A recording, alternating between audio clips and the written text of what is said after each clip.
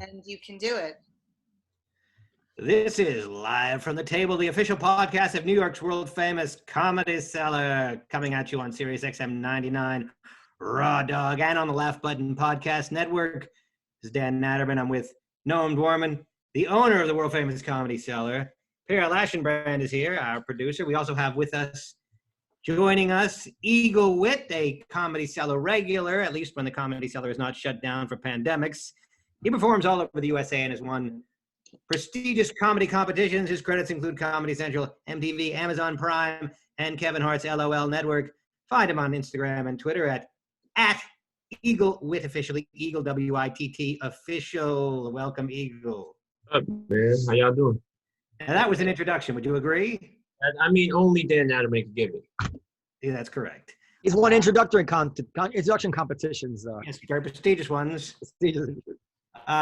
Eagle, it's been a while. Of course, I miss you. Well, I did see you over the summer when the Olive Tree Cafe was open for outdoor dining. I believe we crossed paths briefly, but the summer is but a distant memory as snow has fallen upon New York and blanketed us in its white splendor.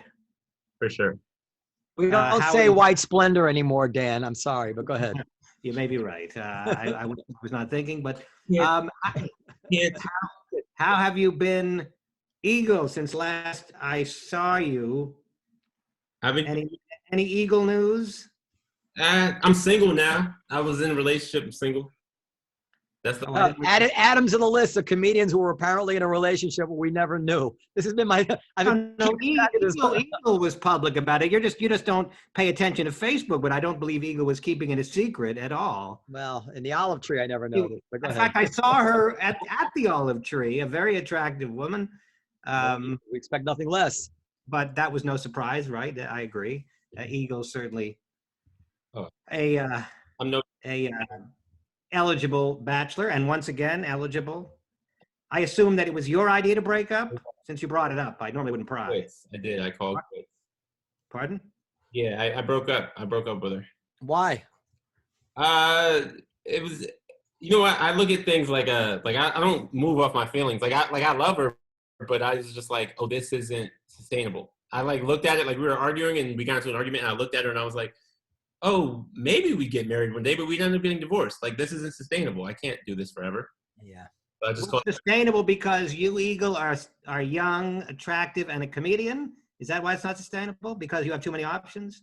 I think I definitely, messed up a few times, for sure.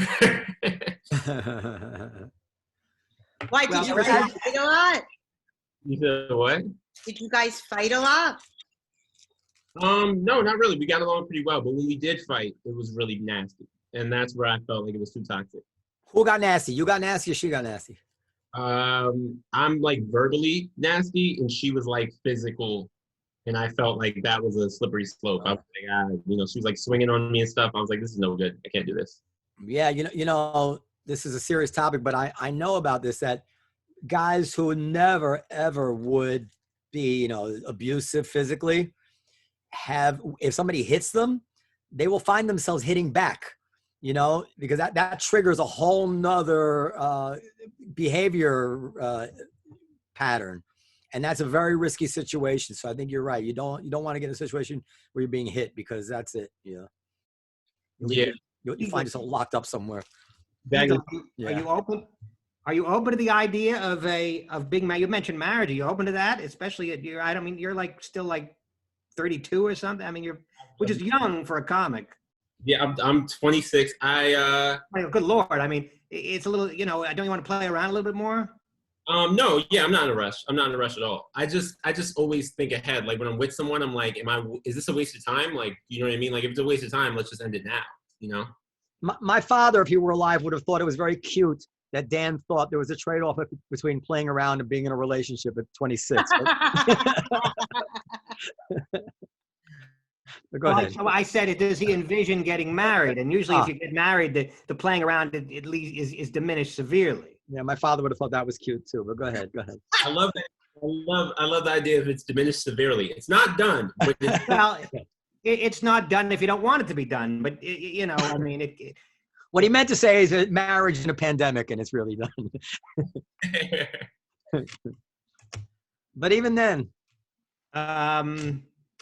So Noam, last time we discussed the Comedy Cellar reopening. We kind of discuss it all the time, and you were basically completely blind in terms of knowing when that's going to happen. Are you still? Is that still the case?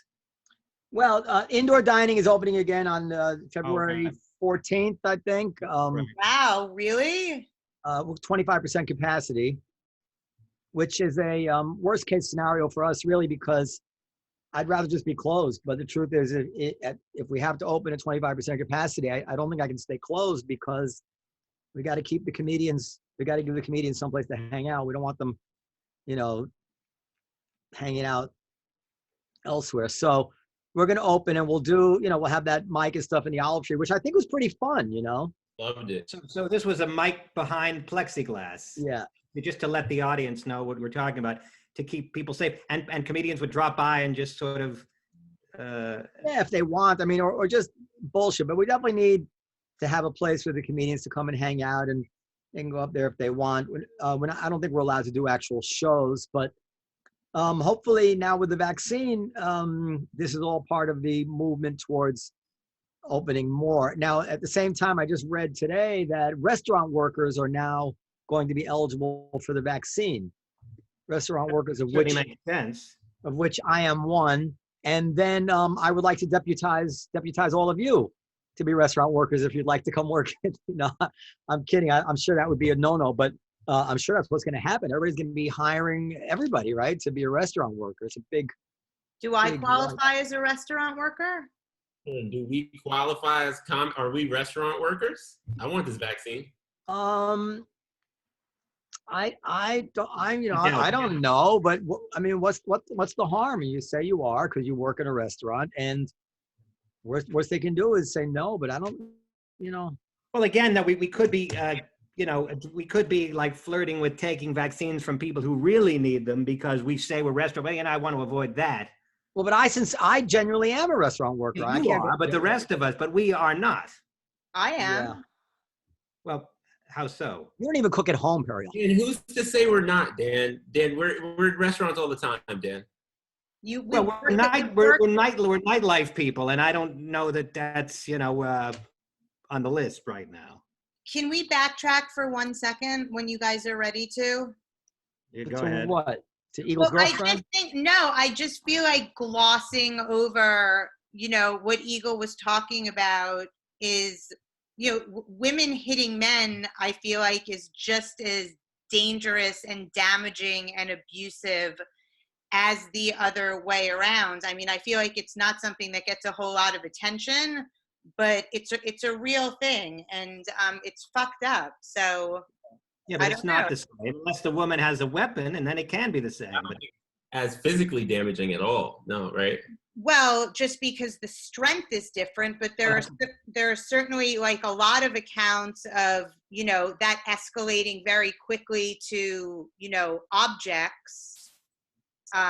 Yeah, but there's a classic thing. I've experienced it. I'm not proud to say, but I've been on the end of it, where a woman gets mad and slaps a man. And that slap is a way of acting out an emotional point, as it were. And although I don't think it's fine, but I never took it as abuse. I took it as a message. But if a strong man slaps a woman across the face, he can really hurt her. He can put her lights out. It's just different. Let's be honest. Now a woman certainly can haul off, and if she's trained, she can hurt a man. Yeah. And in that case, I would agree with you. It is physical abuse, but there is this kind of, you see it in the movies where a woman gets mad and says, fuck you, and slaps, which I'm not going to pretend I take as a physical abuse. I'm not saying it's okay. I'm just saying I don't take it as abuse. You're saying that you've been slapped across the face by yeah, almost every guy has, right, Eagle? And if it's a slap, I mean, Noam, correct me if I'm wrong, it's not a beat down. It would be a one and done, or maybe, Yeah, it's not a beat down, but the thing is that, I mean, this is just real life. I think that most women know, like kids in a way, they understand that their strength is so out of proportion with the man that when they approach him physically, their intention is not really to hurt him. You know, I mean, I don't think. And of course, being very clear, there are women who can pack a wallop. I'm just saying that in general, sure, that hasn't been my experience. I don't know. I mean, I've never slapped anybody across the face. I mean, I can only imagine that you would expect to get hit back, right? Like if you hit somebody, I would never hit. I mean, but the thing is, you probably deserved it. Listen, there's risky ground, because if a woman with a closed fist punches a man in the nose, and he might trigger something where she gets hit back, and then you find then it becomes very, very ugly. It's very dangerous, you know. Yeah, no, it's. But I'm not talking about slapping somebody across the face. I'm talking about being physically being violent. Yeah, I just think that it's a bad line to cross, physical violence, because you start dealing with reflexes, and reflexes can happen so fast, especially if you have no experience with this sort of thing. Mm-hmm. And before you know, you've done something that you truly regret. But in general, and this is just in general, when a woman gets mad and like, fuck you, and slaps a man, I think most men don't take that as a real fight. But yeah, go ahead, Eagle. Yeah. No, I agree. I mean, I think a slap is like one thing. I think closed fist, even if it's like, it doesn't even have to be face. It could be like body shots. That becomes more abuse. Yeah. And then also like the reflex thing is very real. Like she was like, when I was breaking up with her, she was like punching me in my body, and I kind of like blacked out and just grabbed her by the arms and like flung her on the bed. And then I realized like, oh, that could have been a punch. What if I'd have blacked out and punched her? Yeah. I was like, this thing is just no good. We got to throw this whole thing out. Were you drinking? No, I don't drink. Now imagine if you had been drinking, how it can turn bad. Exactly. Yeah. It's bad. People really need to steer clear of that stuff. I mean, your whole life can be ruined from that kind of thing. I mean, you did the right thing, is the point. Oh, thanks, man. Thanks for the reassurance. No, really, it's fucked up. I mean, it's. But I mean, if what Periel's saying is that we should rewire ourselves to view a woman hitting a man or even slapping a man the same way as a man hitting a woman, I just can't. I'm not able to see it that way. Although, you know, that would be the logic of everything. Periel also made the argument, I think, some months ago, that female sexual harassment and male sexual harassment is similar, something like that. Like that if a woman says to a guy, hey, nice ass, or grabs his ass, it's equivalent to a man grabbing a woman's ass. And I think we, Noam, you and I believe that it was not the same thing. Well, I don't see it as. What I'm saying is, I don't remember what I said about that. I don't know if you did or didn't, but I think we had that conversation. But what I'm saying is, I think that when you cross the line into being physical, like you're crossing a very clear line. Well, I think maybe we had the discussion that like a woman, like a 20-year-old woman that like has sex with a 15-year-old boy and I think you argued, Periel, was the same as a 20-year-old man having sex with a 15-year-old girl.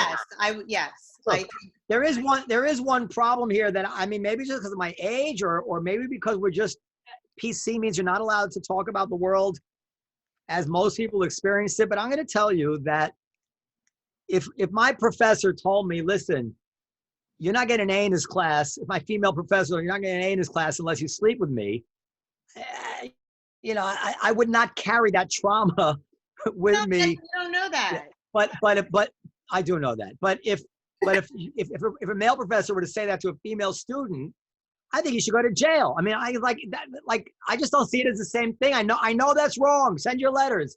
I don't approve of either. I'm just saying that if my attractive professor, on top of wanting to give me an A, intended to, give me sex, from a male point of view, in general, I don't think I'd be having nightmares about it. The key word, Noam, is she has to be attractive. Even if she was not attractive, I'd grin and bear it. Listen, if you're a 15-year-old or a 14-year-old boy, and I'm not talking about 15-year-old. I'm not talking about 15-year-old. Oh, okay. That's what we were talking about. We were talking about a professor. You're talking about like college age. Well, what if you're a 15-year-old high school student, Noam, and you're smoking hot 22-year-old, and I mean smoking. Dan, you know what? Dan, you're disgusting. You know that? We were talking about this when Dov Davidoff was telling us that he had sex with, I believe, a prostitute. Oh yeah, he was like a teen. He was like 13, and he had sex with a prostitute in Mexico. And I was saying that was, horrible. And I think you guys were telling me that I was a moron. I wasn't on that show. No, that was our bonus show. Well, there was an SNL sketch about that where Pete Davidson's like he had, his teacher had sex with him, and he's in court, and everybody's like, the judge is like high-fiving him and stuff. So I mean, that's the stuff of comedy. Eagle, you say what? No. That's what I was asking. I was asking, was Dove scarred by this event, or was Dove like, that was cool? I don't believe he was scarred by it. I think it's actually part of his bio. In his bio he says Dove Davidoff, a comedian, been on this, that, and the other thing, and also lost his virginity to a prostitute in Mexico when he was 12. So he thinks it's funny, and I agree that it is funny. I think so too. Whether he was traumatized by it, I think is a very, very unlikely. I think he absolutely was damaged by it, and I said that to him. And damaged, but not by that. A 12-year-old child, male or female, does not have the mental capacity to make that kind of a decision. Like, that will fuck you up. And a 32-year-old woman has no business having sex with a 15-year-old boy. Like, you think it's funny, but it's actually not. It is funny, number one. Number two, I agree with you that she shouldn't. I mean, first of all, she was a prostitute, so that's like, forget about her. But as a general matter, you're correct. A grown woman shouldn't have sex with a young boy. But if she does, it's not the end of the world. It's not a tragedy in most cases, I don't believe. And I don't think. Go ahead. Sorry, go ahead. I don't think the kid's going to be overly traumatized by it. Yeah, I don't think the victim will be as traumatized as much as it's just like, we should like shun the grown woman that did that. That's like weird that she would do that. But the kid, I mean, guys are guys. We don't care. We're like excited about. I saw on Twitter the other day, Lil Wayne. Somebody pulled up an old Lil Wayne video because he's been a famous rapper since he was like 15. So when he was like 12, he was around famous rappers, but they just didn't spotlight him yet. And he said he was in the studio when he was like 12. And there was like a video vixen, like a rap girl there. And she was like giving everybody head. And they were like, you got to suck Lil Wayne's dick. And he was like, what? And then like she gave him head. And he said like she was a grown woman. And he joked about it in the video. He goes, so I got raped. And he like laughs. And like, that's the end of the video. And it's like, oh shit. But to him, it's a joke. He's like, yeah, whatever. It's not. What was her name? Asia. What's the name of the actress? Listen, I can tell you for fucking shit sure that I have a son who is 7 years old. And when he's 12 or 15, if some grown fucking woman tried to have sex with him, that would be the last thing she ever did in her life. Because you should be mad at the lady who does it. But he's going to be like, that was dope. That was great. Well, so I mean, and I don't know how to pronounce her name. Asia Argento, is that her name? Asia Argento. She used to go out with Anthony Bourdain. Asia? Yeah. So I think it's Asia, but she got accused. I think she acknowledged she was having sex with like a younger co-star, and he came out years later and tried to tar her with it, and she admitted to it, and there was this kind of like this finger wagging at her, but she's not considered as this kind of radioactive person now. I like nobody really sees it the same way, although it could be the same way in a particular circumstance. I'm not denying that. People can be traumatized. I don't mean to treat the whole thing with a blanket rule, but in general, if Miss Olson, my hot English teacher in the 11th grade, had wanted to have sex with me, I don't think it would have traumatized me. I don't. I'm sorry, that's funny. That's what can I tell you? Maybe I'm damaged. You are. Look, I a boy took me into the bathroom in, I believe it was 3rd grade, and took out his penis and asked me to suck on it, which I declined to do. And I've not been traumatized by it, but it was a boy my age, you know. But if he forced you, you'd be traumatized. Yeah, it likely would be. Absolutely. You know, that's different. Well, we'll slide from this right into one of the most, I don't know, prestigious law professors in the country is about to come on. So Okay, let's switch now because All we're going right. to talk about serious So stuff let's now. bring in our guest, and I'll give him an introduction as only I can do it. And of course, you've seen my work. Anyway, so you know I'm not joking when I say that I give good intro. So yes, invite our he's guest. coming. I'm inviting. I've invited. I mean, we could ask him what he thinks about all this. No. Yeah, Well, he is a lawyer, and this is a legal issue, but No. okay, Noam apparently is afraid of ratings and listeners and good radio. Ask him later on if you think if you get the feeling. I don't I want to get put the him on the feeling. spot. You're right. Bring him on. he's joining. He's joining. It's taking him, and I do. If everybody's with me, I would love at some point to discuss this Marilyn Manson thing because it's got me incensed. What happened with Marilyn Manson? I have no idea. Well, Periel knows more than I do. He was been accused of being abusive toward Evan Rachel Wood. And many other people too. I don't know. Richard Epstein just disappeared and came back. Hold on. You guys, wait. He just I think he's having technical problems. Did he hightail it out of here when he heard? Well, lawyers are not known for their technical skills. Law is the furthest thing you can get from technical stuff. No, but I see him on other podcasts. I'm just saying, as a general matter, law is the opposite of anything technical and mathematical.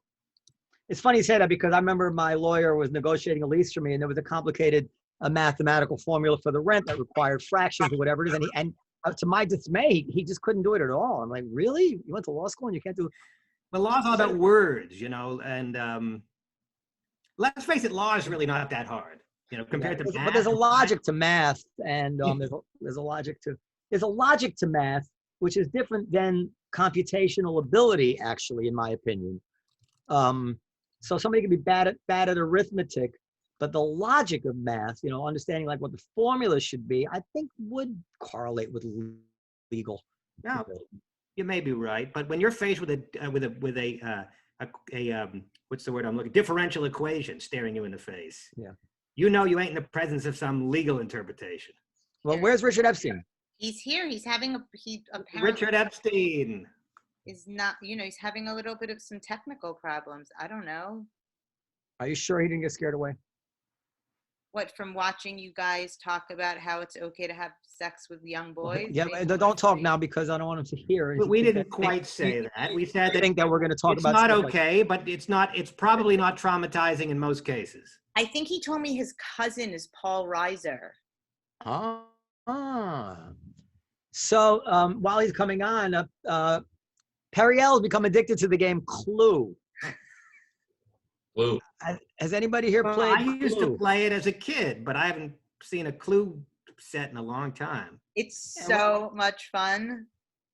And what happened is, like a fresh rookie who closes his eyes and swings and hits a home run, she won one of the early games we played. No, I won. And now she thinks she actually has deductive ability here. She's been playing again and again and again and again and keeps missing, trying to capture the magic of that first sweet home run. That's not fucking true. I've won several times. I've beat you. So I meant in the games with the adults.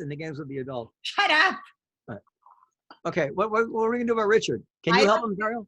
I'm trying to help him. I mean, well, what's the status right now? What are we looking at? It says joining. Okay. Okay. I've emailed him several times telling him that, you know, it's the same link. Here it doesn't load and it disables the application. So I've had to force quit 5 times. I mean, all right, we'll tell him. Hold on. I mean, it has nothing to do with us because obviously it's working because we're here. Oh, Richard's there. Here comes Richard's iPhone. He's doing it by iPhone. We'll take that. There he is. Yay! The only way I could catch you was on my cell phone. This thing does not work on the landline. That's okay. Hello, sir. Okay, let me give him, since we're big on introductions on this show. Let him turn his video on. Yeah. Can your video work? My video's on. Oh, you No. don't see me? I don't see you now. Yeah, we don't How see do you. I get myself on? But we'll take audio if that's the best we can get. There he is. Hey, So, Miss Richard Epstein. Hey. Richard Yeah. Epstein, ladies and gentlemen, is joining us. He is the author of numerous books, including his most recent book, The Dubious Morality of the Modern Administrative State. Now, I guess that's the whole title? There's no subtitle? No, I mean, dubious is enough of a subtitle. I think that's like a subtitle in and of itself. It should have a title, is really what it's missing.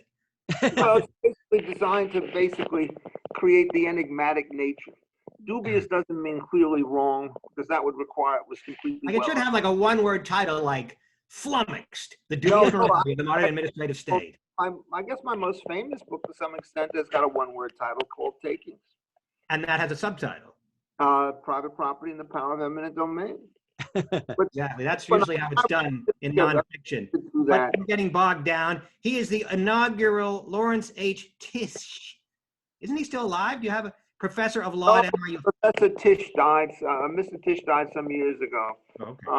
It was endowed by his son Tommy Tisch, and I started to hold the chair in about 2010 when I first came to NYU as a full-time person. Now, the one thing I'm worried about is I'm on my cell phone. It is trying to charge fitfully, so I hope I don't blow out of power doing this thing. So anyhow, how much do you have? I don't know, because I've been trying to check this thing. Now it's going down at an incredible rate. I'm down to 35%, and I'm plugging it in, and somehow or other the charge has not been taken. So I mean, if Periel can kind of get me a bona fide link that works on my computer, which eats up.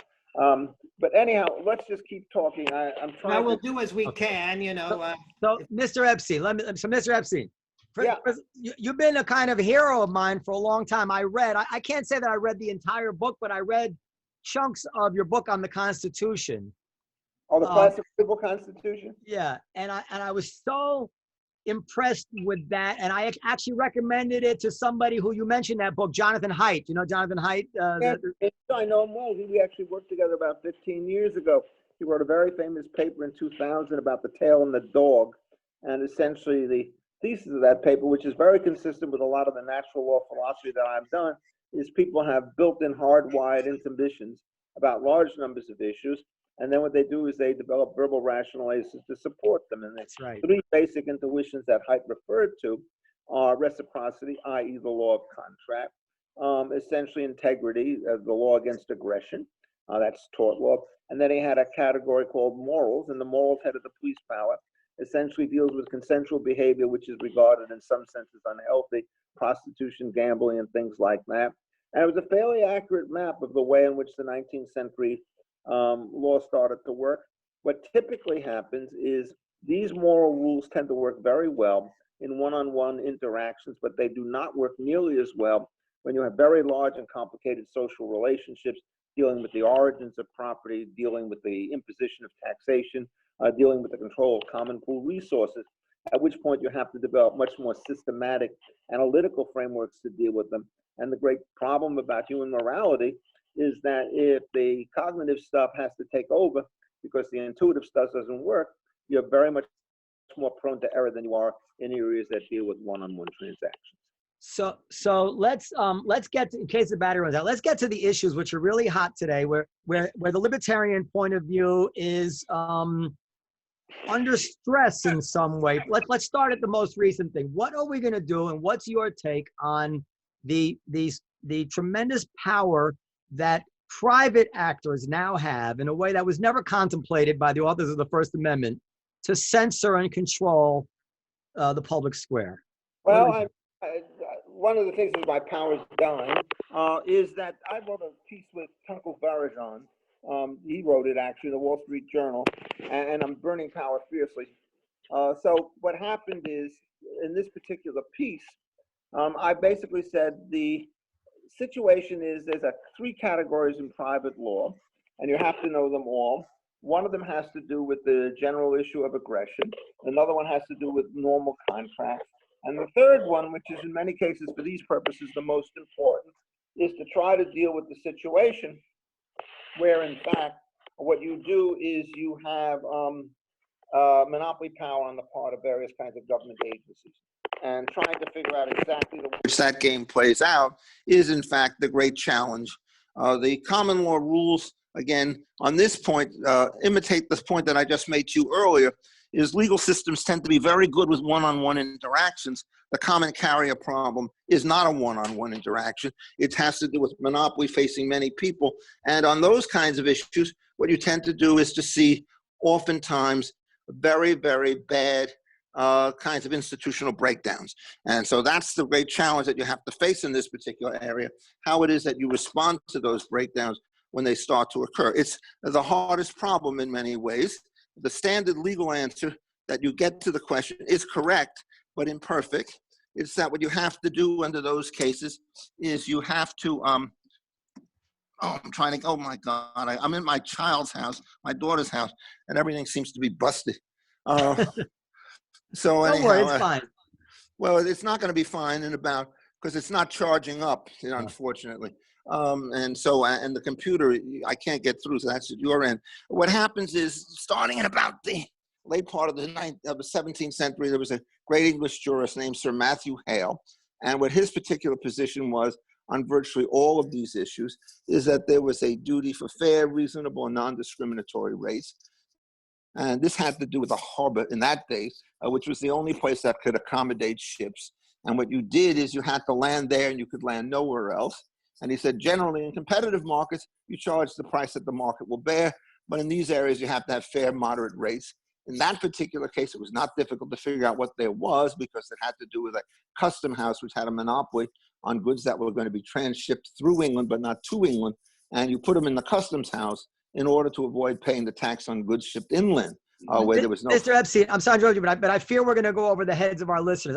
I think you will. But essentially what it is if you are a single monopolist and you control something, you don't have freedom in whom you admit, and you don't have freedom in what you charge. So is Twitter a monopoly?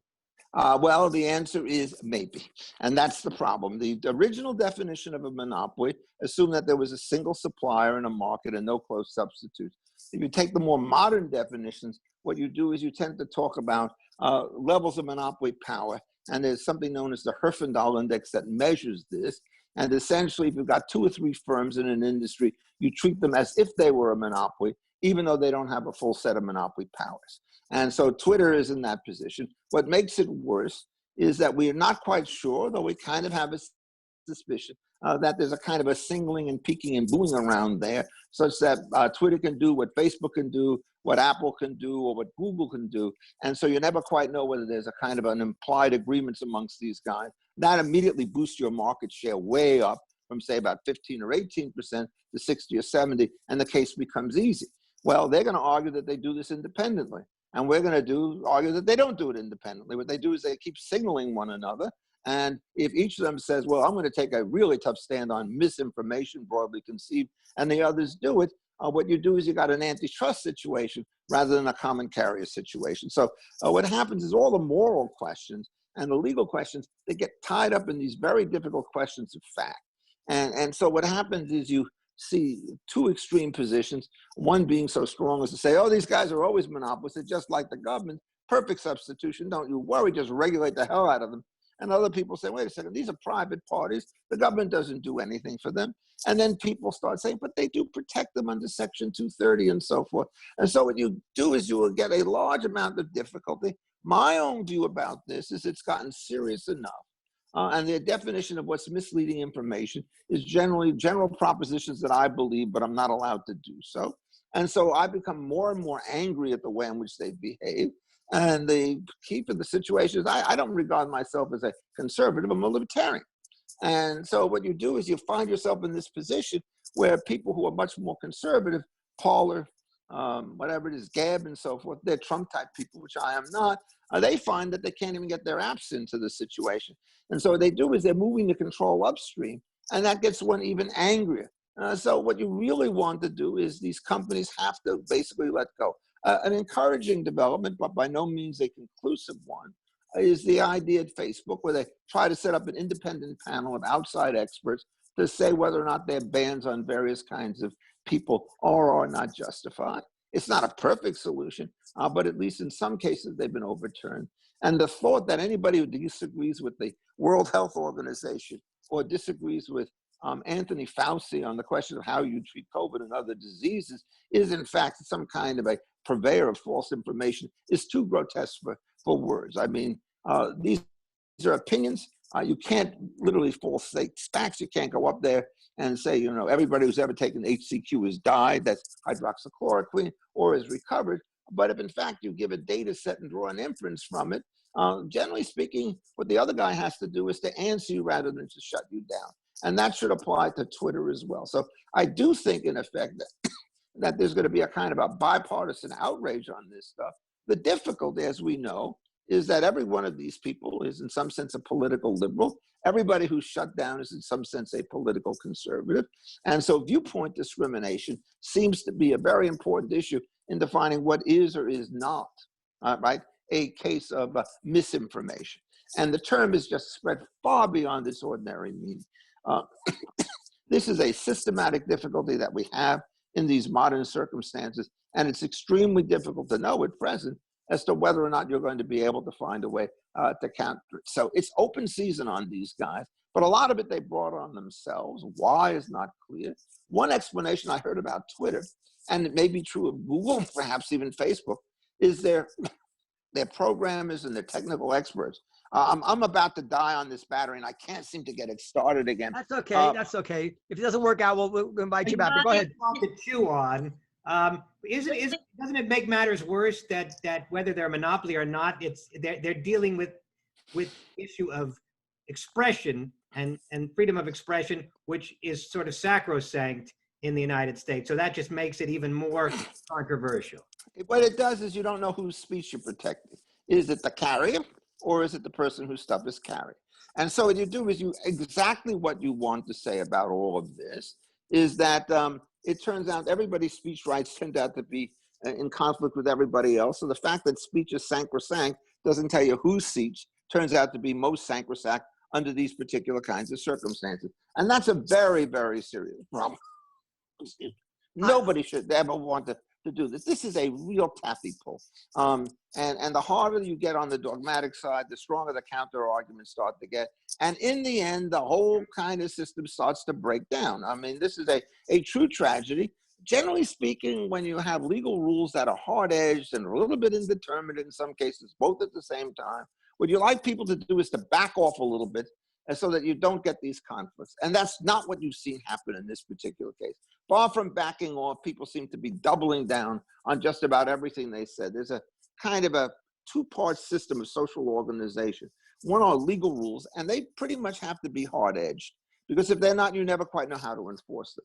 But these hard-edged rules have major imperfections. And what you do is you develop a series of social conventions that are not enforced by law that are designed to soften the edge. And they go under the name of custom or the name of comedy of one sort or another. And if you try to put those things into these situations, hopefully what it will do is it will mean that you don't get people fighting one another all the time. And so that whoever it is there's like the Queen of Hearts, off with your head, and so forth. We get much too much of that in this current situation. And we don't get particularly good debate over these kinds of things. Look, one of the things that's so frightening about all of these things is people literally talk past one another. You cannot at this particular point find a situation where Mr. A, who takes one side, and Miss B, who takes the other side, sit down and they debate it. It just doesn't happen. So, take this question about fraud in the presidential election. Is it or isn't it? I mean, what you do is every newspaper story that comes out in the New York Times, the word baseless is always put before the Trump allegations. There's some people who believe they're very powerful, and they give you quite specific things that they think were wrong, including erroneous judicial decisions, mysterious closures of various places, evidence that certain kinds of ballots were not folded in the way that they would have to be, or rightly signatured. You never get these two sides on the same place. So one guy sort of shrieks in the dark, and the other guy indignantly denies him. And I would really like to see the following thing: a panel in which the strong Trump supporters, I think they have to go first, give a particular itemized account of what they think is fraudulent, and then you listen to the refutation and the rebuttals coming from the other side. But we don't see that. Just as when we're doing COVID, I have never seen two of the worst governors in the United States, Cuomo and whatever it is, Newsom in California, they just issued decrees. They never explain them. They never let critics talk about them. They don't put their public health experts up to some kind of a situation. So what we do is we get unilateralism instead of dialogue. And on issues of this importance, going on for this long, you really expect better out of these It's characters. funny you said that. I just reminded me that years ago, like 15 years ago, I had fantasized that if I were president, I would sponsor debates. The issue that occurred to me at that time was global warming. I couldn't make heads or tails out of the global warming debate for exactly the reason you said. And I said, if I were president, I would get the best experts on both sides, and I would televise a nationally sponsored debate, you know? That's right. There's in the global warming area, actually, there are a number of people, mainly on the skeptical side, say we need blue team, red team stuff on this, just the way they do military exercises in the same way. And the dominant party refuses to engage in that kind of a discourse. I think it turns out to be something of a very serious debate. So you just don't see it. And you don't want these debates to be done by political people who don't know pretty much anything about anything. You want the debates to be done by individuals who are experts in the area. I tend to be on the skeptical side of global warming, and I listen to things on the other side, and I'm just aghast. The problem is there's no forum in which you could have a debate on that, and except occasionally, and then they're not national television debates. You go to before a chapter of the Federal Society, and there are 110 people in the room, and there'll be 10,000 people, if you're lucky, who will see it on YouTube or some other kind of vehicle. But yes, we really do need that, and that particular art has become completely lost in the United States, at least in terms of a large stage. In fact, one of the things that's so striking, take something like the real doubts that people have about how it was that George Floyd died. There is an excellent video by a man named George Parry, who works with the American Spectator, who puts it up and basically tries to give you the whole story as being a case of fentanyl poisoning. He's got 66,000 viewers. On the other hand, if you look at the films about the 9 minutes that the Derek Chauvin was sitting on the back of the head of Floyd, that probably gets 100 million viewers. And the question is the short version an accurate summary of the long version? And if you read Chauvin, you're convinced it's a much closer case than is commonly supposed. But these things are all done conclusively. And the basic rule in a criminal case is basically a replication of what you suggested should be done here, namely audi alterum partem, which stands in Latin for hear the other side. And if you just listen to the Rush for Judgment by Keith Ellison or the New York Times or the Washington Post, and you don't hear the other side first, then it's really wrong. You should never issue an indictment in a case that is as complicated as that one on the basis of watching a film that lasts for 10 minutes. You really want to do much more thorough investigation. And you don't want to commit yourself to the crime, because then what will happen is you're encouraging all sorts of people to mass on the streets in order to stop various kinds of insurrection and what they regard as disruption by various kinds of power structures. So, I mean, these are really very, very important issues. Let me ask you another question on this issue of, Twitter and the censorship that's going on. I'm wondering if this isn't like termites, rotting the structure of our beliefs in our liberties, such that once banning Twitter doesn't work, and once it goes underground, and once these people reconvene on Telegram, and we realize we're playing whack-a-mole and we're losing the battle against, eliminating this wrong speech, won't people at that point say, well, you know what, the government needs to do this? Enough playing around. Look, there is a desperate danger of that. But I mean, at this particular point, it's not a situation of a conservative government dealing with liberal platforms. It's Joe Biden dealing with liberal platforms. And, the issue that sort of comes up in your questions here is one of unilateralism by powerful people without discourse and collaboration. Well, who's the master of the executive order? Coming out the first day, fast and furious, on very controversial topics, no discussion whatsoever. And so what you do is you give an inaugural speech in which you say blue and red have to come march hand in hand down the avenue to see whether or not they can agree on something. And then what you do is that afternoon you go up and you cite 4 or 5 very controversial orders, which have both vast domestic and foreign policy implications, where there's no import whatsoever on the other side. So I think that this has become a real breakdown in civil society. And look, I can't say myself that I've been suppressed in any way. What I can say is that, I mean, I tend to speak for the most part in outlets that have small volume, but, you know, I do publish from time to time in the Wall Street Journal, and I'm on the John Batchelor Show, which is a very large audience. But it's not the question of one individual. The question is how it is that you structure a large debate in which we are very confident there's no single person on the face of the globe who is sufficiently competent to speak authoritatively on everything.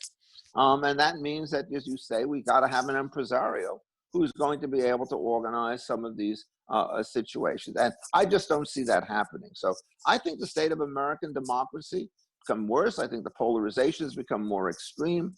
I don't think that exists amongst ordinary people in day-to-day occupations. But what happens is the way you become a talking head is to take a very strong and extreme position that attracts attention. I can recall going on NPR and saying something in a preliminary discussion, and I say, "Oh, you got to put that on air."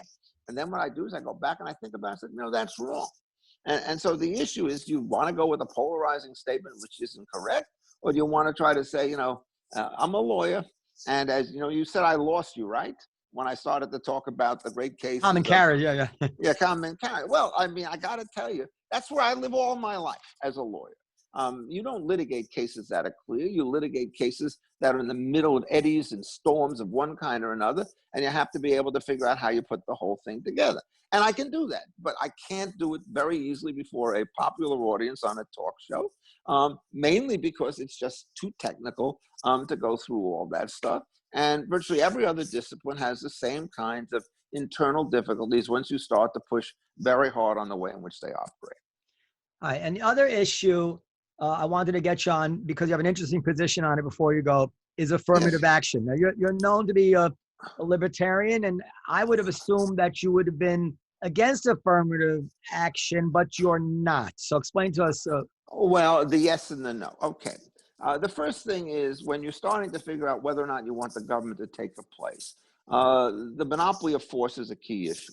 And so it would be utterly indefensible in the enforcement of the criminal law to deny the equal protection of the law, either by letting off people because of their race when they've said to be committing crimes, or doubling down on them when they're a victim of a crime committed by somebody else. So there's no question that under those circumstances, that's what you want. If it turns out you're dealing with a common carrier and universal service, the idea in cases like Plessy and Ferguson, you could force black people to the back of the train or the bus, is utterly indefensible under the common carrier tradition. But now suppose you've got a competitive industry. And what happens is you have to decide whom you want to take in and why. And so my position is twofold. As a regulator, I want to make sure that none of these people are subject to systematic force from the outside. So I'm against Title VII as a civil rights law, because given the way it's construed, it's going to always force you to have some kind of a preference for various kinds of what we call protected or minority groups and women. Now, that's going to be there. I'm not in favor of that kind of protection. But then if, in fact, you get internal pressures in these various groups which say, look, we don't want to run a law school which has 98% white people and no black people, or 2% women, or whatever it is. If they make their independent decisions, they may decide to have affirmative action program. Now, is it going to be bad or good? The key difference between a government doing it and a private party doing it is when the private party does it, after a while, it's going to trade off at the margins. So they're going to be very conscious as to what it is when you change the composition of a class by affirmative action, what it's going to do to the instructional values, what it's going to do to the interactions, what it's going to do with student governments, faculty relations. And you could easily find a very strong argument that affirmative action programs will actually improve these things rather than worsen them. But it's always, going to be a question of degree.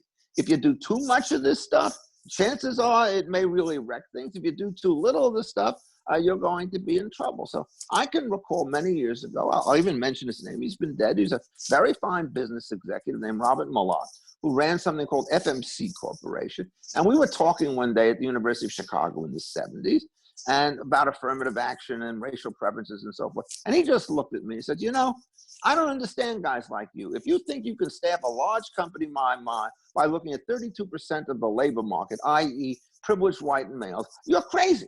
We have to run our outreach to go much, much further. And most of these corporations do that. Now, is it affirmative action or not? Let them decide the way in which they go. And if it turns out that a practice is too costly, it will fall by the way. If it turns out it's beneficial, it will increase.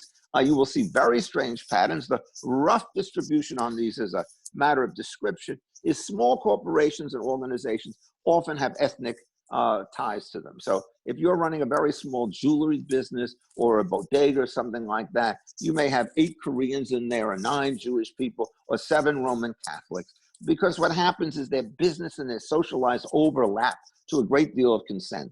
They're going to share a lot of private information. They're going to have a lot of cross subsidies between them. And so you need to have people whom you trust on multiple dimensions. You start working for a firm like Goldman Sachs, and I can still remember what one partner from that firm told me in London, this again about 20 years ago. He says, look, you want to basically very particular, you're coming here. We are going to put together teams on 24-hour notice to go to all corners of the law of the world, from all corners of the place. You know, we're going to get people coming from this, that, and the other country. And if you can't work with everybody, you can't work with us. It's just not going to be there. So you really have to adjust. So what happens is the nature of the business determines the level of various kinds of interactions that you have. Sometimes it's affirmative action, sometimes it's diversity, sometimes it's promotional program. I mean, these are things that are so complicated. But the one thing we know is how complicated these relationships are. Is they can't be imposed upon by government. So let me ask you a question. I don't know, and I have some legal background, by the way, but I still struggle with this.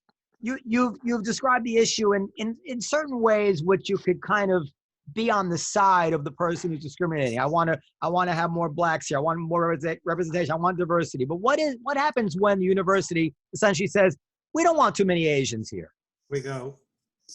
Yeah, I mean, look, I'll tell you what my reaction to that is. I'm very uncomfortable with it because what's happening, at least in the current situation, the amount of hypocrisy that comes out of the Harvard administration on the way in which they do this, they know there's an anti-discrimination law. They're duty-bound like everybody else to comply with it. So what they do is they say, oh, we just don't look at grades. We look at the soft stuff. Well, what's the soft stuff? Tends to be interviews. Well, generally speaking, if you've done admissions work for years as I have, what you discover is that people who are strong on paper are people who are strong in the interviews. There are very few surprise cases where somebody has a perfect score and can barely open his mouth, and very few people with weak scores who speak poetry every time they walk into an interview. So when somebody comes and says, well, we're doing this, it doesn't work. So at Harvard, what happens is that they have these interviews. Many Asian students get extremely high scores, and the central administration unilaterally lowers them without doing any interview at all. And so what happens is, in the current situation, there's just a huge amount of hypocrisy, and that would not exist if you didn't have it. So now let's just get rid of these laws. Is Harvard still going to do this? It might, at some sense, but this is at the college level. This is not high school. Harvard says they're not going to take you. Boy, oh boy, I'm running Boston University. I march a beeline over to these people and say, they want to take weaker black students, we'll take stronger Asian students, and we'll see who will survive. And so there'll be a natural kind of corrective. The moment you have a public statute on there, which requires everybody to kind of behave in the same fashion, those market checks are very, very much weakened. And I mean, let me give you a study that was done many, many years ago about Penn and Penn State. Penn is an Ivy League school on the rise. Penn State is a very good public school. Essentially what happens is you would assume that if people get into Penn and Penn State, if money's not a key issue, they'll all go to Penn. So somebody did a study and said, take the same quality of student at Penn State as you have at Penn, that is high grades, high boards, and so on. How do they do? Basically, they do as well as the Penn students. Now, why is that? Because the professors say, hey, these guys would be in the middle of the pack at Penn, but they're in the top 5% of our thing, so we'll make them our teachers' assistants, we'll give them special stuff, and all of these compensations go.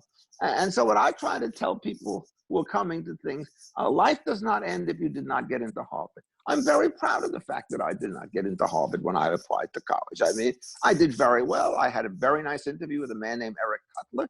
I walked out of there and said, gee, I did pretty well. And then I said, oh my God, I've got 2 of my classmates with perfect scores. They're both going to be at Harvard. I'm not going to get in. That's exactly what happened. And so I went to Columbia. But you know what? If you do well at Columbia, it's not the end of the world. It's so strange. I could recall my father when I was in law school. And I said, you know, how did you do in class? I said, well, I think I was 3rd or 4th in the class. And he said, not first? And I said, no. And I said, Dad, you know what happened to the guy who was second in the class? And he just looks at me. And I told him, he starved. And so he had this image that only one person out of a class of 170 would get a job. What is the most common thing in the world is that people who finish first in school often do not finish first in life. And I had an old friend who one day when I was interim dean, he took me in his Porsche around town. And he says, you know, you are a really smart guy. And let me tell you why you're not going to be a great entrepreneur. I put your kind of intelligence about 11th on a list. And he says, imagination, perseverance, interactions, and skills. He just rattled one thing off after another. Now, I may or may not have had them, but his point was very clear. If you're an academic, you have what we call a single-pointed distribution. So if you look at all these attributes, the one that really matters that you can't fake is being just plain smart. But in the world, a lot of that extra smartness is wasted. And all these other skills start to come in. And so what happens is you have to know the way your mind works and what you pick. And, you know, I was an academic essentially from the time I was 9. I knew exactly how my mind worked. It's strange, but, you know, when I was 9 or 10 years old, I kind of figured out what I'd want to do. And I've never deviated from that. I know it sounds very weird. Most people don't do it. And, you know, if I had to do other things like be a clerk or kinds of work, I just could never get the job done. And so there's no obvious domination because there's so many different skills that come into thing. And the single most important thing to anybody who's worrying about at college age what to do is to get something that fits your unique set of skills, and don't worry about somebody else who's got a flashier career and a set of attributes that you don't have. And indeed, there's a real danger being at the top of the pops in some of these cases, because you get somebody who's been first everywhere and you have the problem of great expectations. What are you supposed to do? So you have to write your first article, do your first job, and it's okay, but it's not great. Everybody's going to say X is now a failure. I never had that problem. I was always in the lead pack in the peloton, right? But I was never the guy out in front, so I didn't get all the wind in the face. And the key feature is, well, I've been teaching for 53 years and I'm still active. The question is not can you reach a peak? The question is how you can develop a sustainable agenda, whether you're an entrepreneur or whether you're a technician or whether you're a professor. And if it turns out the first week you work so hard that the second week you can't get out of bed, you're finished. So you have to be able to pace yourself. All right.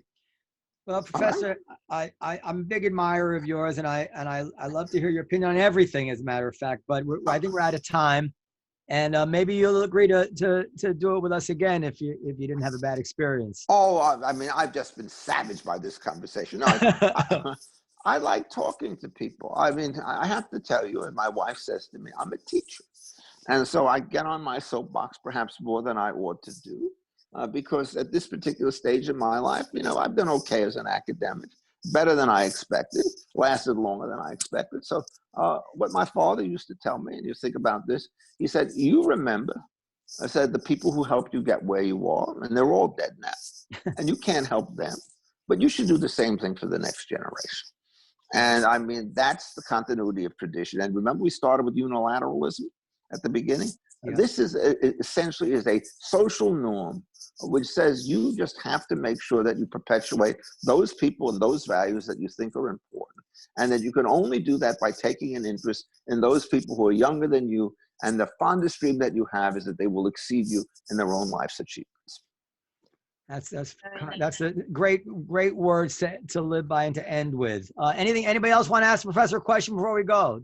Well, before the sound breaks out on this computer. First of all, that is some. You said you were losing power, but yet you held on. I know that. I plugged it in, and I just hope that plugged it in. You know, it's like a dance with death, right? Oh, I do know.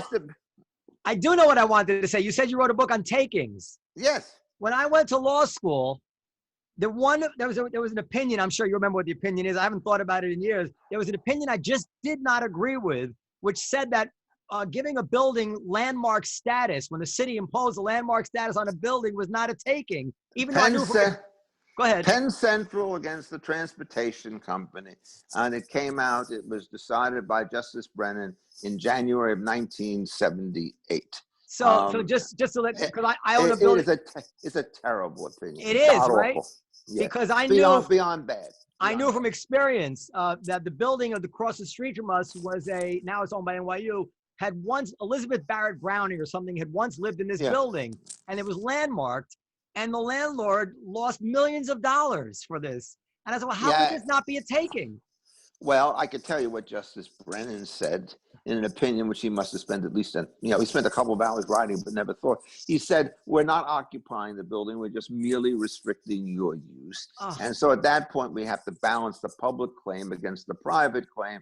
And amazingly, Elizabeth Barrett Browning is more important. The correct answer in all of these cases is take and pay. So I'll just give you one other story. A couple of years later, I had a debate with a man named Frank Michelman, still alive, a very eminent professor, and he was asked a bunch of takings questions, and he gave the most convoluted answers that you could possibly have, like me talking about common carriers.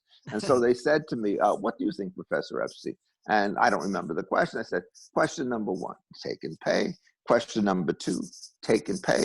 Question number 3, take and pay. We then had a student show about 3 months later, and the feature song that won the contest, the talent show, was a song called Take and Pay, right? So it turns out that the influence that I had managed to go from the legal regime into the social regime. So for those of you who don't know what take and pay is, Professor means that if the state is going to take the property in some way, including by limiting the use so it no longer has the value it has anymore, they should just pay the landlord for it and be done with it. Yeah, what they could do is buy the building and then sell it off subject to the lease. There are many ways to do it. And so the song was done to the tune of Tit Willow, Tit Willow, Tit Willow.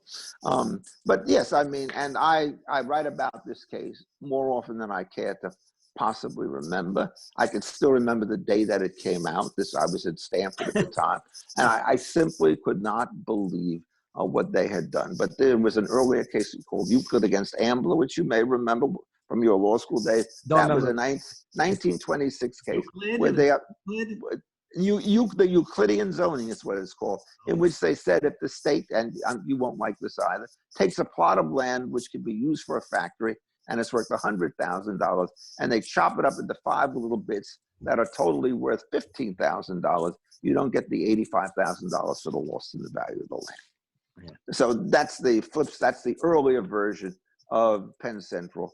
And those 2 cases are still pillars in the law. You watch Justice Roberts in some recent cases trying to defend it, and it's just hopeless. One of the things you have to understand about judges is if you change Penn Central, the whole system of regulations is subject to constitutional scrutiny.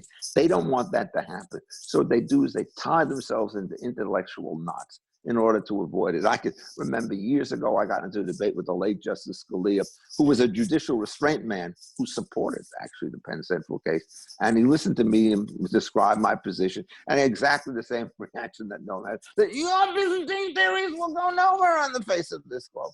I said, my theory is very simple. It's take and pay, take and pay, take and pay. But by the way, what's the value of this? Probably, if you try to figure out the total value of land in urban settings where this thing is done, this whole system of restrictions probably reduces the net worth of all properties by 10 or 15%. This is not a small deal. Yeah. Okay. All right. I'm so happy to know you agree with that. I've been burning at me for 30 years now. Okay. Well, go look at the Takings book. Yeah. And I've written a bunch of articles on Penn Central. If you just check made my a movie Hoover about that with Liam Neeson, I believe. Taken. What? Taken. Taken. Oh, Taken. yes. Oh, yeah. Yes. Based on your book. Very much so. I mean, this is a book that begins with a diagram of 2 pies: the world without social organization and the world with it. And the question is, when you expand the pie, do you keep the size of the slices constant? Just the thing that you really want to do for a public show. No. I mean, I would. There have been a couple of movies about taking. There was actually a movie about the Kilo case, if you remember, which was a different issue. It was a dreadful movie. And all my friends were portrayed in there in ways that I could not recognize. And they had this most improbable romance story built on top of the actual land use case. And it turned out, after I said, how could this be? But it turned out it was true. So, I mean, the little pink house goes in history. That's not a take and pay question. That's a question of don't take it all. And that's what's called the public use limitation, as opposed to the just compensation limitation. And I could see you starting to, your eyes are starting to well over. No, it's not. It's not that. It's just we're over time, and I'm thinking if we go over time, then we have to. Because this is gonna be on Sirius Radio, and we have a lot of time, so I have to wrap it up. Okay, adieu, mon ami. All right, and same time next year or whatever it is. Please again, and we'll get you on earlier because I have a million questions I'd like to ask you. Really. That's fine. And I highly recommend the professor's book on the Constitution. But the classical liberal Constitution. The classical liberal Constitution. I learned a lot from that book. Okay, good night, everybody. Eagle, do you have any comments on takings? No. All right. So long, everybody. Thank you again. Okay, goodbye. We managed to do it. You made it. Barely. Awesome. All right. Thanks, you guys. All right. 4% power, guys. 4% power. Wait, Bye-bye. Dan, don't sign off yet. Eagle, wait a second. Okay. Do you want me to? Could I sign up or not? Yes, you can No, you sign can off. sign off. We're just doing a quick goodbye to the listeners and giving the information to send emails. Okay. Goodbye, everybody. I'm going Bye, to sign thank off. you so much. Goodbye. Okay. And next time, send me a link that doesn't blow up my computer. Okay. Bye-bye. Did Noam I think Noam left. He's Noam did leave? Okay. Wait, I'm gonna have him come. He's still here. I can't even figure out how to get out of this damn thing. Leave. I left. Leave the red. There it is. Okay. Okay. Well, I don't know if that can go on Sirius or not, but I'm gonna text Noam. Hold on a second.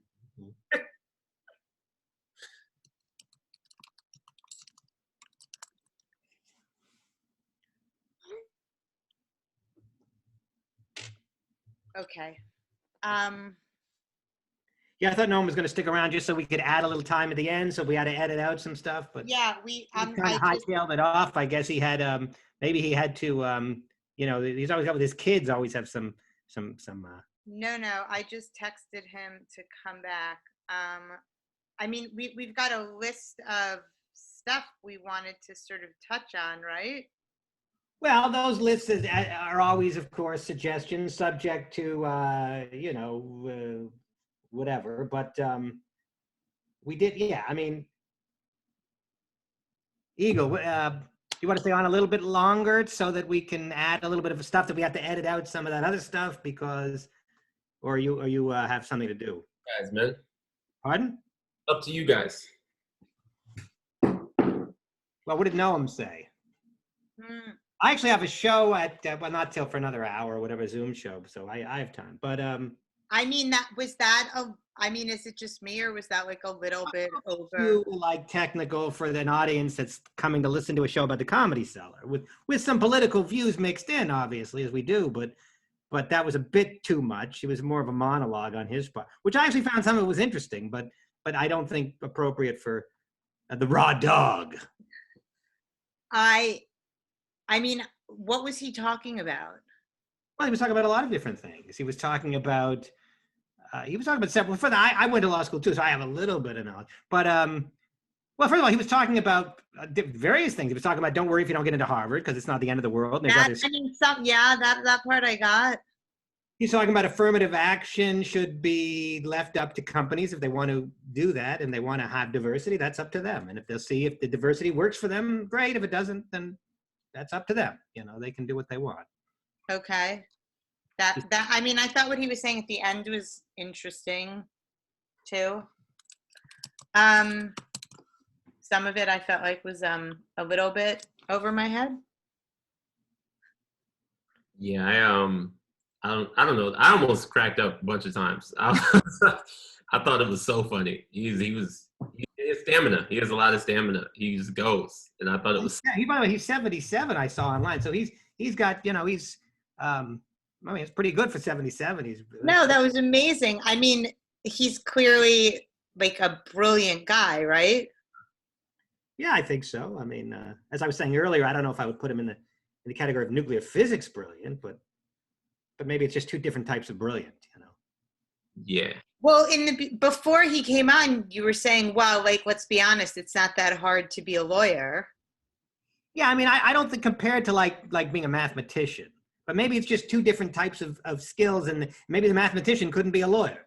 because I went to law school and I can do it, and because math scares the living shit out of me, I tend to think that mathematicians are like the highest form of intellect, the highest form of intelligence, or people that can fucking do the, this kind of stuff. But I mean, I got my ass kicked in the third semester of calculus. That's all I know at Penn. Which I mean, I can barely add, so You got to the third semester of calculus. I was struggling in algebra. I hate math. Yeah, math is I hate math too. scary shit. But some people seem to be naturals at it, and they're good at it. But anyway, do we want to? So Noam didn't respond. He's not. Well, not yet, but give him a minute. Can we? Why don't you pick up one of the things on the list? Some talking points, me, but some of these talking points are political, so that Noam would be more. Well, first of all, I wanted to talk about any thoughts about Dustin Diamond. We lost Dustin Diamond this week. Screech. Saved by the Bell. Everybody's saying, "Oh, Screech died," which I tried to be a little bit more solemn than that, and I try to say Dustin Diamond died because I think saying Screech died kind of minimizes it. But he was only 44. He got lung cancer apparently, and recently was diagnosed. I met him once briefly, but he did comedy. I know that, and he pardon? Did it? Yeah, he did. Once a lot of famous people, once you get famous, maybe this is something that'll be of interest to the audience. Once you get famous, how do you make money from it? Oh, I know. I'll do stand-up. And people come see me, and then I can make money from fame. The only problem is you got to be able to do the stand-up. And so Screech, at the beginning at least, was having problems with the stand-up part, and I guess he worked at it, and I guess he eventually got decent at it. I don't know, but he was doing a lot of stand. I know, like Kato Kalin did stand-up. I think Joey Butterfly. A lot of people just say, "Fuck it, I'll do stand-up."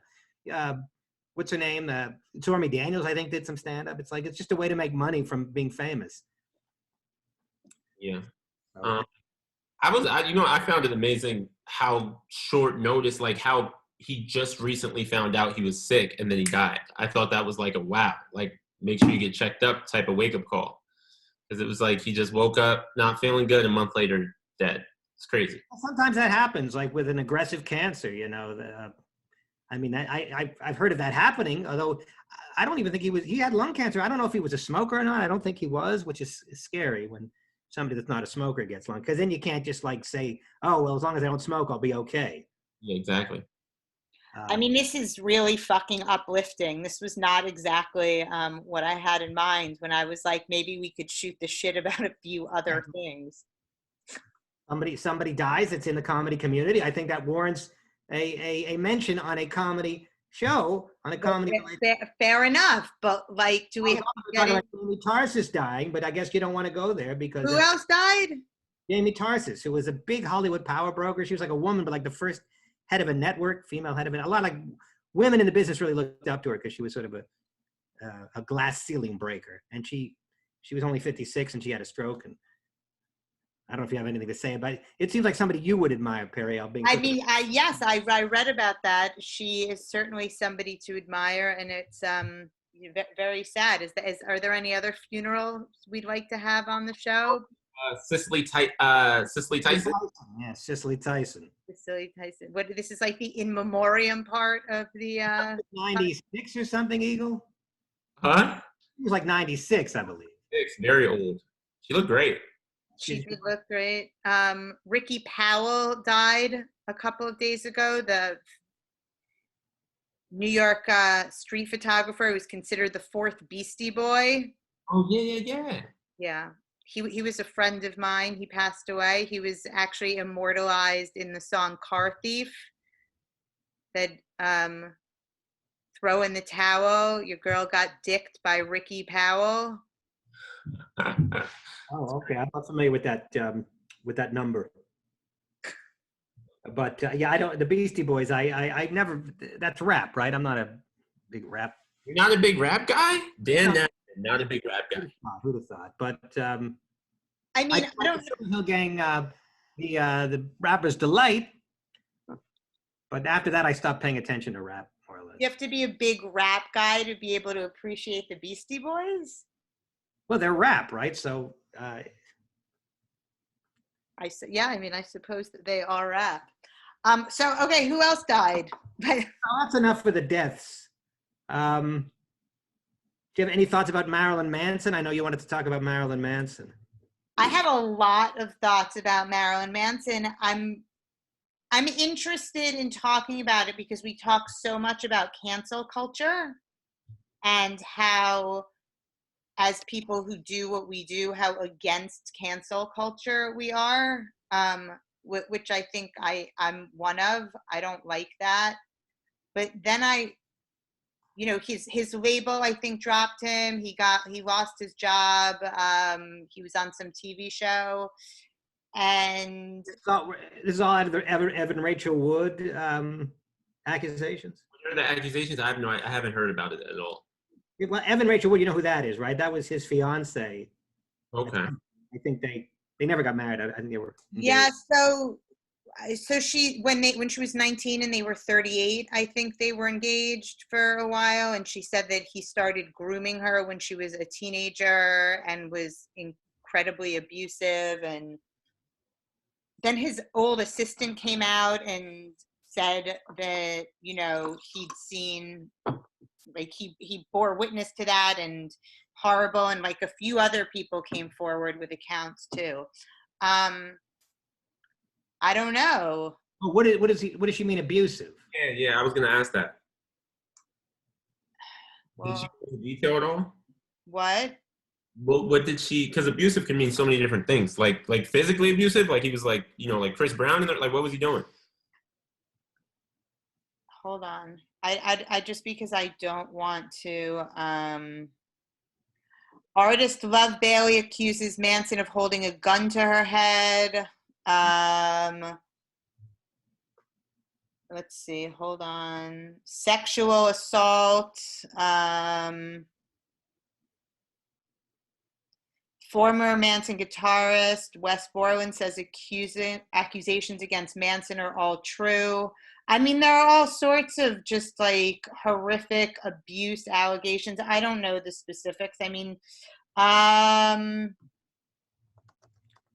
well, I don't know if this is true or not, these accusations. Obviously, they should be taken seriously. I just want to underline that Marilyn Manson is not Jewish, which is always good news when somebody's accused of sexual impropriety. It's good to me. He's of English, German, and Irish descent. So and you know what I'm talking about as a black man. You don't like to see black people in the spotlight for bad shit. Throw it out there. Marilyn Manson is not black. Isn't Eagles also half Jewish? Aren't you half Jewish? Man, yo, you know what's crazy is hearing this story is just so like, well, I mean, when you look at Marilyn Manson, what did you like? I'm not saying it's okay what he did, but I'm saying like I expect terrible things from Marilyn Manson. He looks like a monster. Like I expect terrible things. Well, he looks like a weirdo. I mean, he looks like a monster. He looks like a weirdo. He looks like somebody that could certainly. You're not shocked. Yeah, I'm not shocked. If indeed these accusations are true, we don't know. But you look at Marilyn Manson, yeah, okay, that's not the craziest thing I've ever heard. Yeah. I mean, that's a good point. But we don't know. He's an odd sort of a fellow. Well, Allie Colbert, who you guys know. I know Allie Colbert, sure. Allie posted, I'm absolutely shocked to learn that this man who looks like a penis in drag is a creep. Yeah, like well, that sums it up, I guess. But that more articulately states what we've been saying. Yeah. So I don't like this cancel culture shit, but like I also feel like, and I could be wrong, and if he didn't do any of these things, I would feel terrible. But I also feel like, I don't know, what else are you supposed to do? Like, so many people are coming out and saying this, like it almost feels like, yeah, he should not be able to fucking do whatever he wants and be on. We go through this every time somebody is accused publicly of something horrible. It's always the same discussion. It's like, at what level of certitude do you need for it to be justifiable to start canceling somebody? I think it's weird that people treat fame like it's a privilege when I don't think it is. I don't think success is a privilege. You can take away a privilege from someone, but if you take away something that's not a privilege, like you earn it. You earn riches and fame and all that stuff. So it's not a privilege. So if you take it away from him, right, and it doesn't have to do with the ratings. Like, I can understand if a network, let's say he's on a TV show, and the network's like, if we keep Marilyn Manson on, the ratings are going to drop and people are going to hate us. So let's fire him. I get that. But if it's just like, this isn't prosecutable in court right now, so let's, as a society, cancel him and take away his career, I disagree with that. I'm like, I mean. Yeah, I do too. I mean, most of the time. But people also have the right to individually decide, I'm not going to buy his records anymore. And people have a right to say, to encourage others to do likewise. It's like, I'm a little bit torn. I think at a certain point when guilt has been, here's the issue to me, is guilt has to be established with some level of certitude, you know? Right. Yeah. I don't know what that level would be, and how a court of law is the best place, not a perfect place, because the court of law doesn't guarantee perfect justice, but a court of law is the best place to decide guilt or innocence. Sure. But one can get a reasonable idea of guilt or innocence even without a court of law. It's also interesting when people get in these situations and, like, you know, stuff comes out about people post-prime. Because it's like, I mean, what is Marilyn Manson really going to lose at this point? Like, he's past his prime. He's way past his prime. So it's like, if this was his good name, I mean, nobody wants to go through life being thought of as a sexual predator, as an abuser. But career-wise, like cancel-wise, it's like you can cancel him, but you're I don't know how much. I don't know, because I don't. Along with the Beastie Boys, I don't know much about Marilyn Manson either. I couldn't. But I feel like you feel like that because you're in your 20s. But when you're, 50 something or however long he is, I mean, he's not thinking about. He's not like, oh well, I've done everything I'm gonna do. So. What's the state of his career? It's either he has a robust career or he's finished. No, I mean, I think he's doing shit. Well, that makes. And I don't know anything about Marilyn Manson's as an artist. I only know him about him because of his makeup and the sex abuse allegations that have been, or the. I just know when I was a little kid, I was really scared of him, and then when I got older and I could get past the way he looked, I actually thought, oh wow, this guy's very talented. Like, his music was like really, good for that type. I don't listen to that type of music per se, but when I would hear that music, I'd be like, oh, you could tell he's better than a lot of his contemporaries. And now I'm hearing this, I'm just like, oh wow, he matches the makeup. Is his name Manson? Is that his real name? I'm looking that up right now. It's not. Or did he choose it because of Charles Manson? In which case, his name is Warner. Yeah. He chose the name Manson, and in and of itself, that's a little bit creepy, don't you think? Right there. I think Marilyn Monroe and Charles Manson was the idea. Right. So naming yourself after Charles Manson's, I mean, it could be an interesting artistic choice, but it does give one pause, and certainly a little bit creepy to me. But strange that he could have success while doing that. While he could be like, okay, let's name myself Manson, and then somehow that works in the industry. That's like amazing to me. Okay. So you're right. Like, there does, I mean, I don't know. I guess I felt like it seems like there is some degree of certitude here. Yeah, look, Hitler was never, I mean, no one brought this example. We always comes back to Hitler, right? Hitler was never tried. Hitler was never tried in the court of law, but we're all pretty sure he's guilty. Right. And we condemn him. And if he was still alive, you wouldn't want him in your restaurant. So at some level, buy Hitler's art today, you wouldn't do that. You wouldn't say we got to separate the art from the artist. At some point, you'd be like, okay, we don't, he's guilty. I mean, OJ, most people assume that he's guilty, even though the court of law said otherwise. And if you didn't want him in your restaurant, I would understand that. If you didn't want to patronize him, buy his book or whatever, people do that. And I couldn't find fault with that, even though in a court. So the legal system is our best bet, but I don't think it's the only recourse allowable. OJ's book, what was it called? I didn't do it, but if I did it, this is how I would have done it. And then he goes and says like exactly how they were killed. Is that the one? Yeah, I think so. But but the main concern to me is trial by Twitter and trial by social media is very inexact and prone to error. Right. That's the issue. If guilt is established with reasonable certainty, then people have the right to not see his concerts or to not hire him and that sort of thing. Speaking of social media, Eagle does this thing, which maybe you've seen, which seems to be quite popular on Instagram, where he asks his robust following to, what is it, to tell you something or to ask you a question. And then he gets confessional. a confessional. And then he gets the most fucking people tell you the most insane, sexually inappropriate, Dan, have you seen this? No, I haven't seen. What I'm doing right now is I'm actually on Instagram trying to find Eagle. Are you Eagle Witt on Instagram or are you L Gay?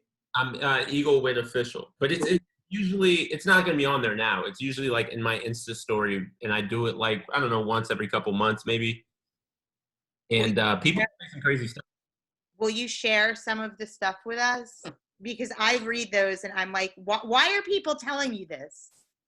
I mean, I've had, I'm trying to think of some good ones. I had one that was like, my husband left and I fucked the gardener. Like, like my cousin and me slept together. Like, it'll be weird, like things that no one would ever tell anyone. For some reason, they think they can tell me. And I mean, I've also had ones where it's like, I'm basically now an accomplice. Like I've had ones where I'm like, I'm pretty sure that's like murder or something. Why are you telling me this? But can you can see who's telling you, right? And you just make it anonymous? Yeah, I could see who's telling me. And I post it anonymous, but I could see who's telling me. Well, I think a lot of it is that if people are fans of yours, people, they get nutty when they're in the presence of somebody that they're a fan of, and they figure, well, if Eagle's going to pay attention to me if I admit this shit, then that's worth it to them.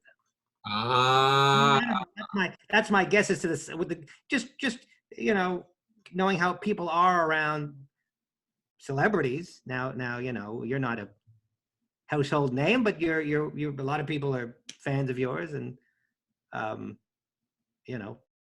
they figure, well, maybe if I can tell Eagle something crazy, he'll pay attention to me and I'll get to be closer to him. And I didn't even think about it like that. I just thought these people were out of their... That's just my theory as to why people are confessing shit to you.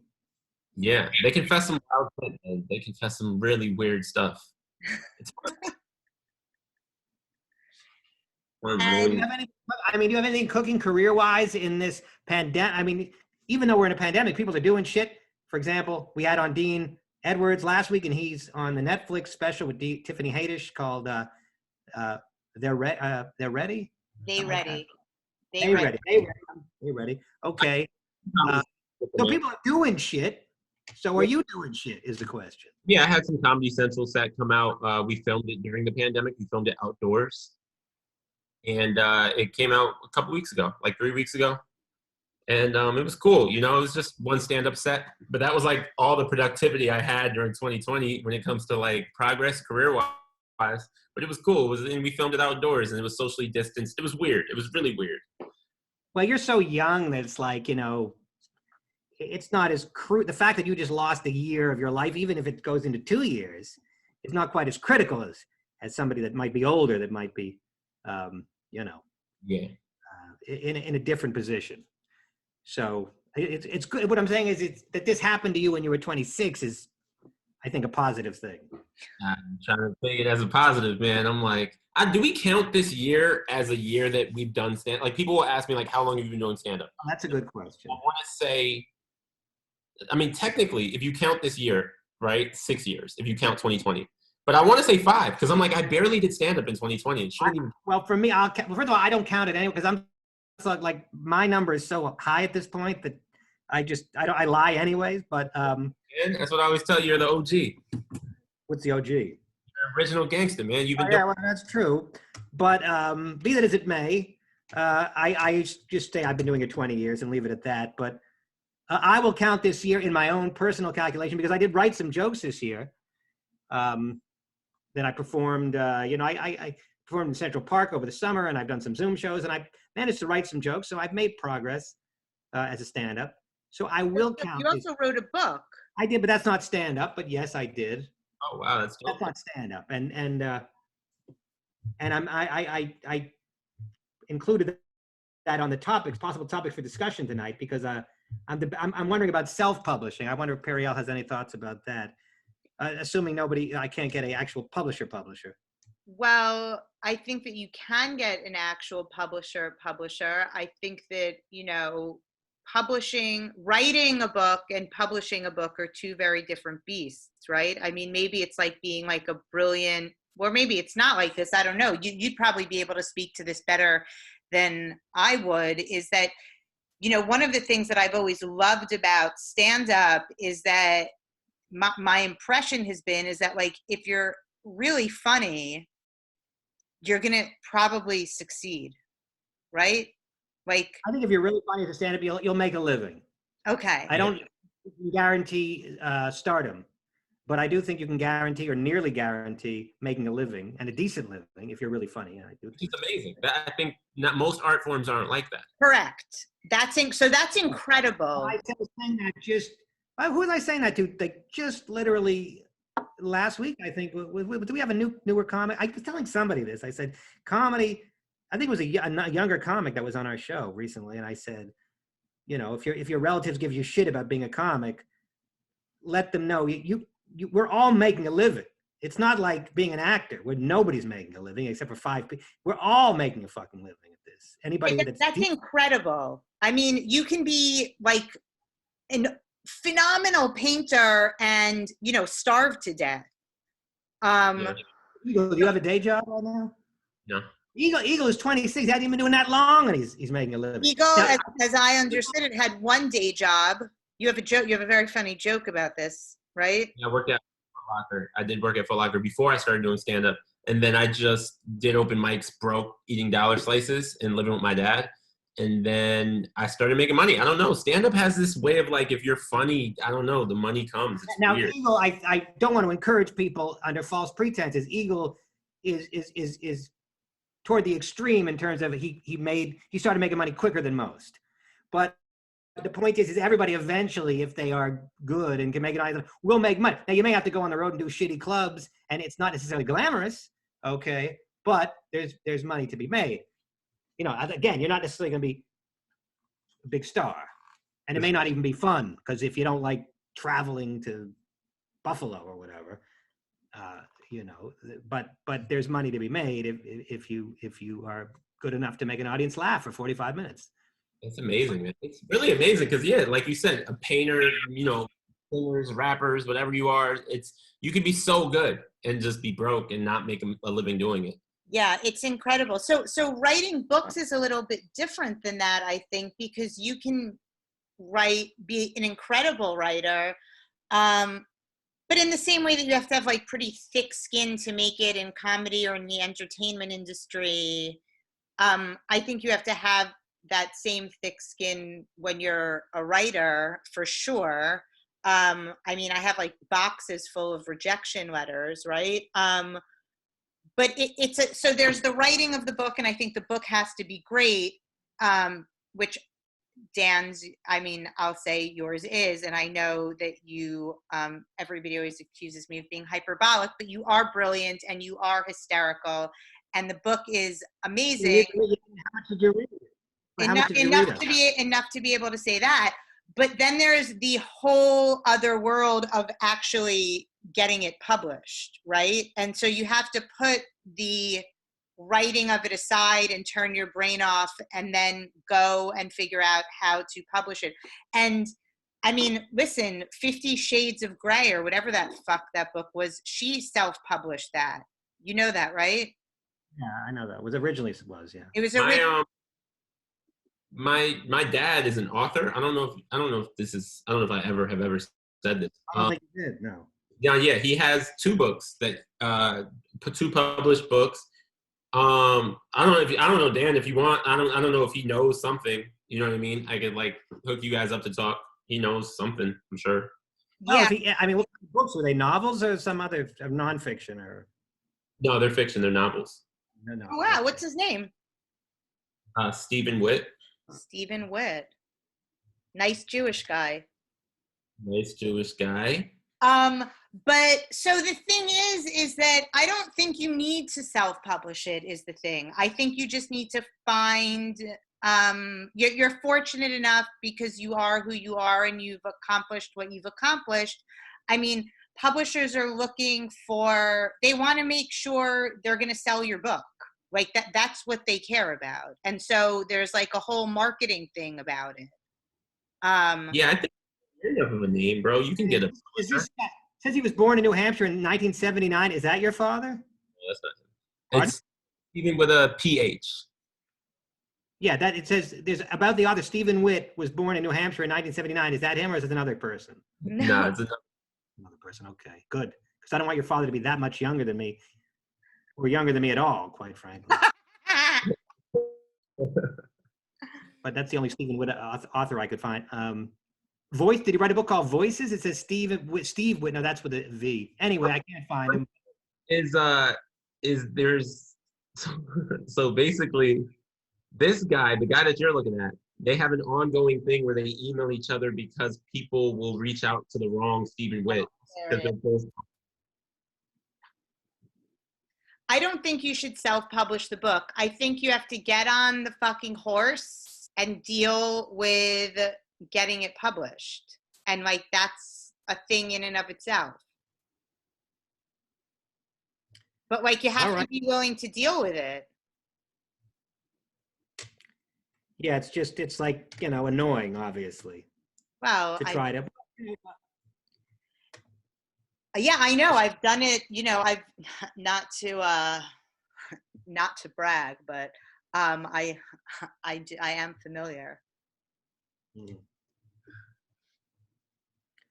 Well, yeah, if you want to contact the guy again for me, I'd be grateful to you. I just didn't. I was.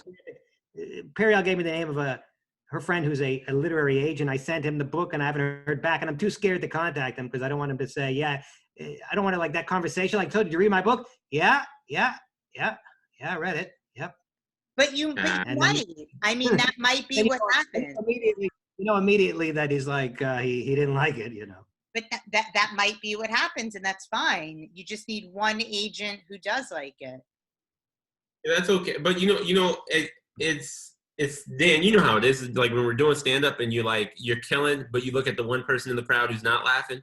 Yeah. And for some reason, I know that everybody else is laughing, but right now I'm not confident. In other words, if I had 5 agents that loved it, I wouldn't care about this particular agent not liking it. What the first? I don't have any agents that like it. But you haven't sent it to anybody else.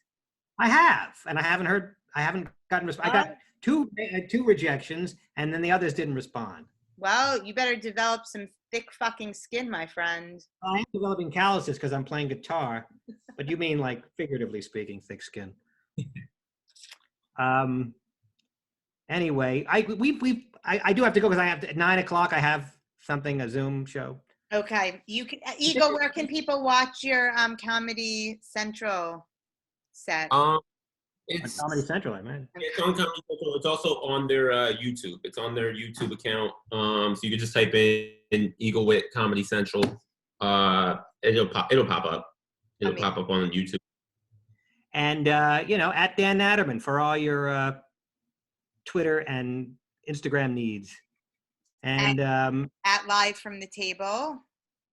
And you can also email us at podcast@comedyseller.com for questions, comments, suggestions, and constructive criticism with regard to the podcast. We'll see you next time. Bye, everybody. Stay safe.